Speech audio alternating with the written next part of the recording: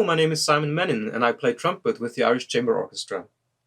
In this installment of Inside Track, I will be talking about Mozart's final symphonies, number 39 in E-flat major, number 40 in G minor, and number 41 in C major, the famous Jupiter Symphony. Mozart wrote these three final symphonies back to back, one after the other, between June and August of the year 1788. This was a very difficult period of his life, according to the private letters he sent to a close friend during that same time. Many musical scholars propose the theory to consider these three scores as one unity, a sort of trittico or triptych. The conductor Nicholas Harnoncourt even takes it one step further. He suggests that we could, or in fact we should, regard these three symphonies not as individual pieces, but as an instrumental oratorio, a musical form that didn't even exist yet in 1788. With the first movement of Symphony number 39 being its overture, and the last movement of Symphony number 41 being its triumphant finale, possibly describing Mozart's own life situation at the time and his deep wish for triumph over his struggles in life. I think we are in for a real treat with these upcoming performances. You, as members of our audience, for the opportunity to experience these three great symphonies all in one concert, and we as musicians of the ICO for having the pleasure of exploring and performing these three great scores together with our very inspiring conductor, Jörg Wiedmann.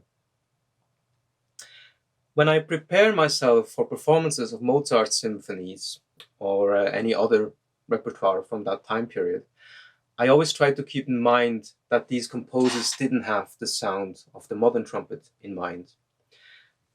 The trumpets of that time had a different tone color and dynamic range than that of the modern trumpets. Some notes were easier to play than others, and some notes weren't even playable at all. The great composers of that time knew this and considered the strengths and weaknesses of each instrument when writing their instrumental parts. Hence, compared to modern standards, a fortissimo in a Mozart symphony, when measured purely by volume, is only marginally louder than a softer dynamic in the same symphony. It's more like a different, more intense tone color. Unlike a fortissimo in, let's say, a Shostakovich symphony, intended to represent the brutal emotional turmoil and anguish of 20th century warfare. Let's have a listen to a short excerpt of the final movement of Symphony number 41, played on a very similar kind of trumpet it was originally written for.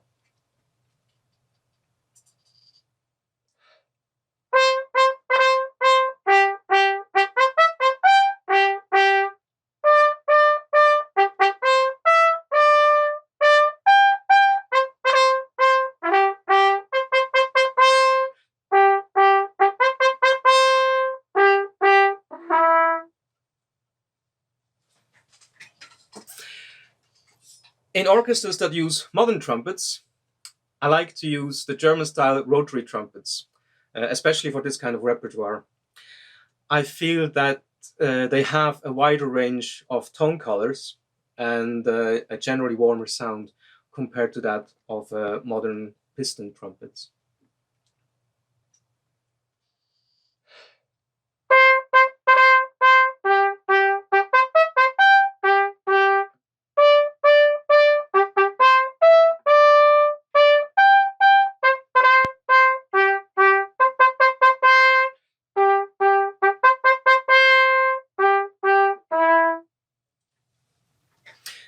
The use of rotary trumpets gives myself and my section colleague David Collins the ability to be more flexible with our tone colors, to either blend nicely with the different nuanced sounds of all the other sections, all the other instruments in the orchestra, or when needed, to rise above the whole orchestra without being too aggressive. So that's it from me. I hope I could spark your interest, and I look forward to hopefully seeing you at one of our upcoming performances of Mozart's final symphonies. Have a good day.